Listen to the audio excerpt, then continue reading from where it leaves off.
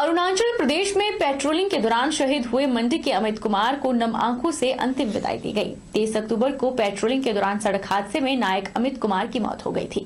मंडी के जोगिंदर नगर के भटवाड़ा गांव के नायक अमित कुमार का पार्थिव शरीर उनके पैतृक गांव में मंगलवार सुबह करीब 8:30 बजे पहुंचा। परिजनों की आंखों से आंसू रुकने का नाम नहीं ले रहे हैं। नायक अमित कुमार की अंतिम विदाई में भारी संख्या में लोग पहुंचे। अरुणाचल प्रदेश में पेट्रोलिंग के दौरान शहीद हुए मंडी के जोगिंदर नगर के भटवाड़ा गांव के नायक अमित कुमार का पार्थिव शरीर उनके पैतृक गांव में मंगलवार सुबह करीब 8:30 बजे पहुंचा। इस दौरान भारत माता की जय के नारे गूंजते रहे। सुहागिन के जोड़े में पत्नी ने शहीद पति को विदाई दी। परिजनों की आंखों से भी आंसू रुकने का नाम नहीं ले रहे थे। 23 अक्टूबर को पेट्रोलिंग के दौरान सड़क हादसे में नायक अमित कुमार की मौत हो गई थी। उन्हें शहीद का दर्जा दिया गया। हवाई मार्ग से दिल्ली तक जाबाज सैनिक की पार्थिव देह पहुंचाई गई और उसके बाद सेना के एक विशेष वाहन में शव मंगलवार को जोगिंदर नगर के भटवाड़ा गांव पहुंचा। इस दौरान स्थानीय पुलिस और प्रशासन के अधिकारियों ने राजकीय सम्मान के साथ अंतिम विदाई दी। बदेहड़ पंचायत के भटवाहड़ गांव से संबंध रखने वाले नायक अमित कुमार की 9 महीने पहले ही शादी हुई थी और इस करवा चौथ में पत्नी ने अपने पति की दीर्घायु की कामना के लिए व्रत रखने की तैयारी की थी। इस दौरान पति की शहादत की खबर आ जाने से पूरा परिवार स्तब्ध है। पत्नी का रो रो कर बुरा हाल है। वही बहन भी भाई की आकस्मिक मौत पर बेसुध हो चुकी है। माँ बाप के बुढ़ापे का सहारा छिन जाने से हर आंख नम है। अमित कुमार के पिता ने कहा कि उन्होंने अपने दोनों बेटों को देश की रक्षा के लिए भारत माँ की गोद में अर्पित किया था। आज बेटे ने देश के लिए जो कुर्बानी दी है उसे वे सलाम करते हैं और बेटे की शहादत को हमेशा याद रखेंगे। कुमार जो है वो पैरामिलिट्री में है, ITBP में, और ये छोटा बेटा मैंने आर्मी में भेजा था। ये 13 डोगरा में था और इसकी शहादत की मैं क्या बयान करूं, मगर 2 शब्द मैं जरूर कहूंगा कि मैंने अपने बच्चे को, इन दोनों बच्चों को देश की रक्षा के लिए भारत माता की गोद में अर्पित किया था। आज मेरे बेटे ने जो कुर्बानी की है अपने देश के लिए, मैं उसके लिए बहुत बहुत सलाम करता हूं और इस कुर्बानी को हमेशा हमेशा याद रखूंगा।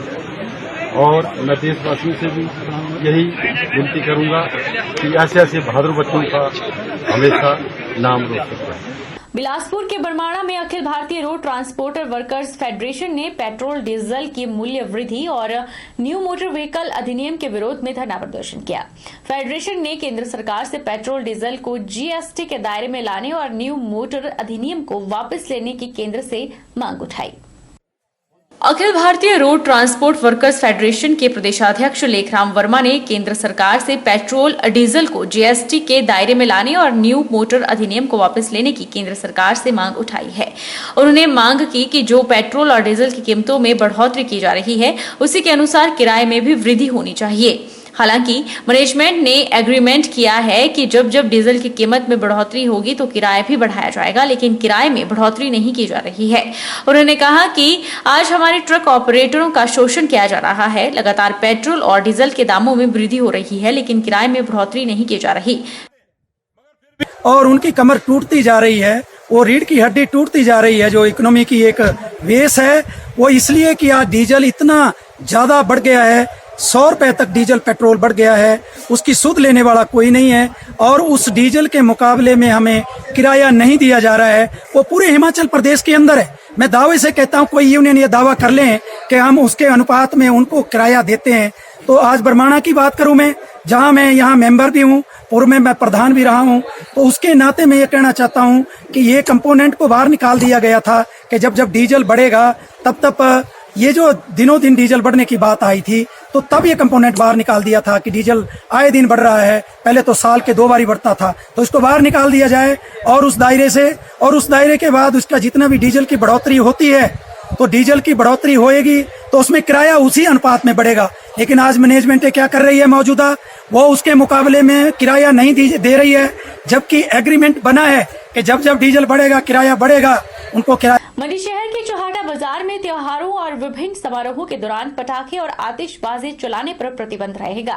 एसडीएम मंडी रितिका जिंदल ने कहा कि दिवाली त्योहार के दृष्टिगत जिला मुख्यालय मंडी में पटाखों की बिक्री के लिए स्थान चिन्हित किए गए हैं।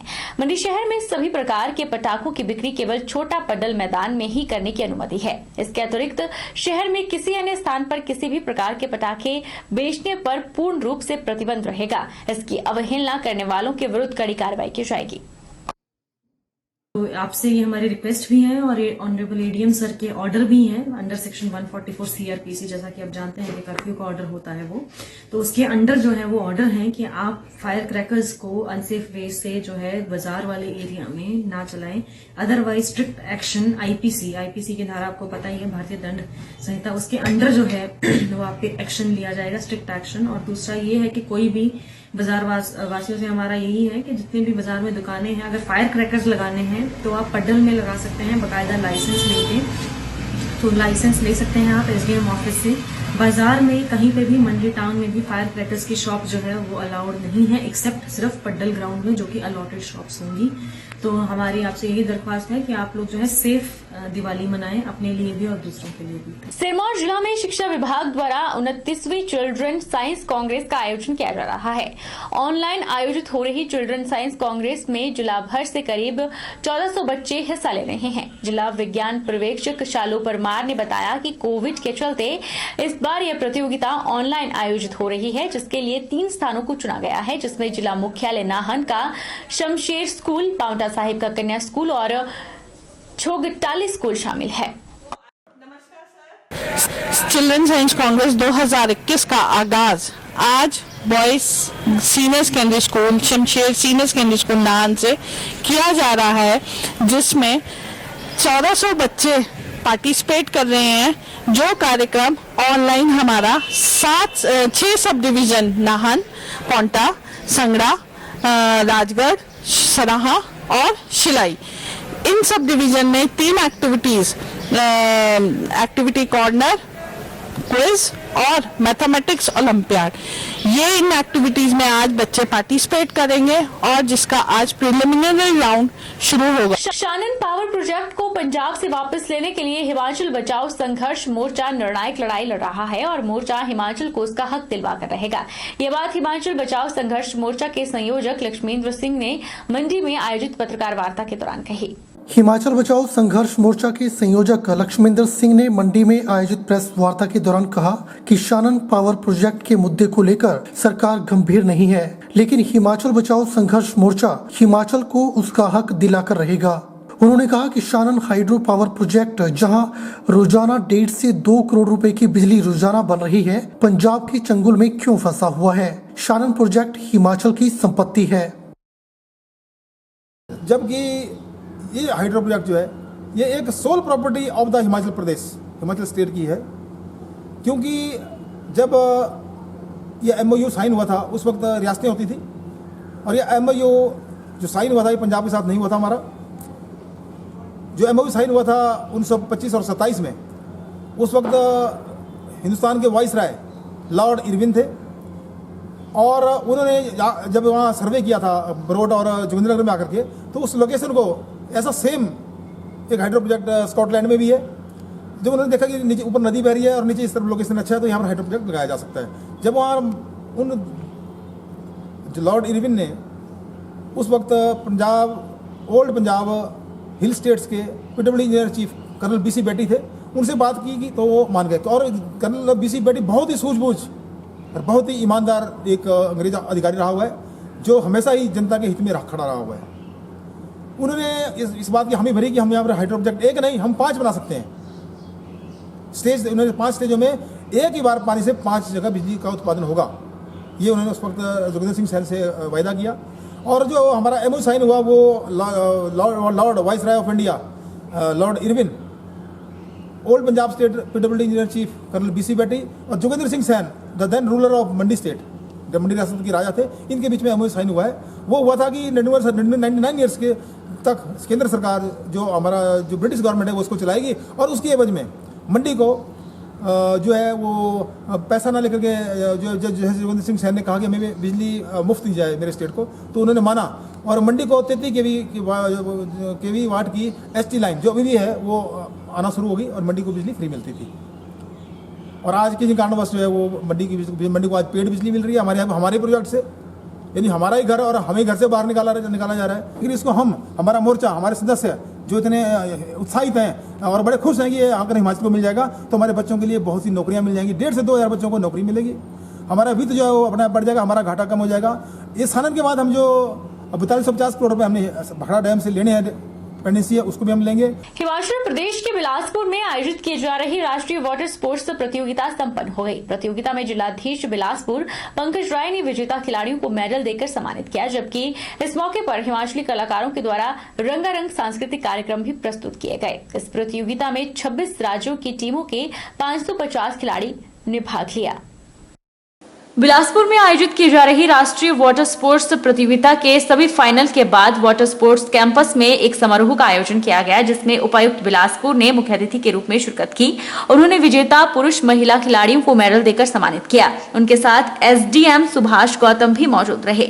महिला मुकाबले में 1000 मीटर C4 प्रतियोगिता के मध्य प्रदेश ने जीत दर्ज की और मध्य प्रदेश की महिला खिलाड़ी अंजलि वशिष्ठ, दीपा राजपूत, सुरजू देवी, नीतू वर्मा को उपायुक्त बिलासपुर ने मेडल पहनाया और विजेता खिलाड़ियों की बधाई दी। जबकि 1000 मीटर के 2 में हरियाणा विजय रहा। ज्योति और पूजा को गोल्ड मेडल प्राप्त हुआ। इसके साथ 1000 मीटर C2 में मध्य प्रदेश की अंजलि वशिष्ठ, कावेरी ने जीत दर्ज की और गोल्ड मेडल प्रदान किया गया। जबकि पुरुष वर्ग में 1000 मीटर के 1 में सर्विसेज सेना के अलवरट राज ने जीत दर्ज की और उन्हें स्वर्ण पदक प्रदान किया गया। 1000 मीटर के 2 में सर्विसेज सेना के ही महेंद्र सिंह संसार सिंह विजय रहे और उन्हें स्वर्ण पदक प्रदान किया गया।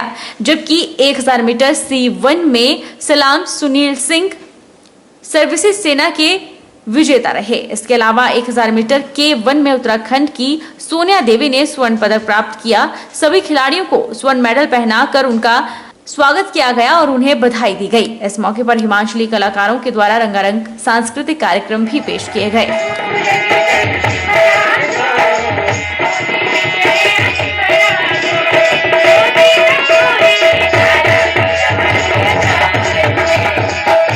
मैं 10 साल से सर्विस आर्मी में मैं अभी लास्ट 8 साल से सर्विसेज के लिए पार्टिसिपेट कर रहा और 5 साल से केवन का सिंगल इवेंट 1000 मीटर करता था। अभी उसमें केवन का चैंपियन है, केवन का गोल्ड मेडल मिला। बहुत खुशी है और आगे एशियन गेम्स का और एशियन गेम्स इंडिया के लिए एक मेडल लेने की प्रैक्टिस करवा रहा था। उसका साथ हम भी है। बस बहुत खुशी आज गोल्ड मेडल मिला, खुशी होगा आगे एशियन गेम्स में मेडल लेके आएगा। मैं इंडियन पुलिस टीम से पार्टिसिपेट करता हूँ। मैं उत्तराखंड स्टेट से बिलोंग करता हूँ और ये जो बिलासपुर में हिमाचल बिलासपुर में जो अभी 31 नेशनल चैंपियनशिप हुआ, इसमें हमारा C4 फाइनल में हमारा 3rd पोजीशन आई। और यहाँ का जो वातावरण है, माहौल है, बहुत अच्छा है। जो लेक यहाँ की लेक है जिसमें ये चैंपियनशिप हो रही है, बढ़िया लेक है। भविष्य के लिए आगे विकसित हो सकता है। बहरहाल बुलेटिन में इतना ही। आप देखते रहिए HP 24/7।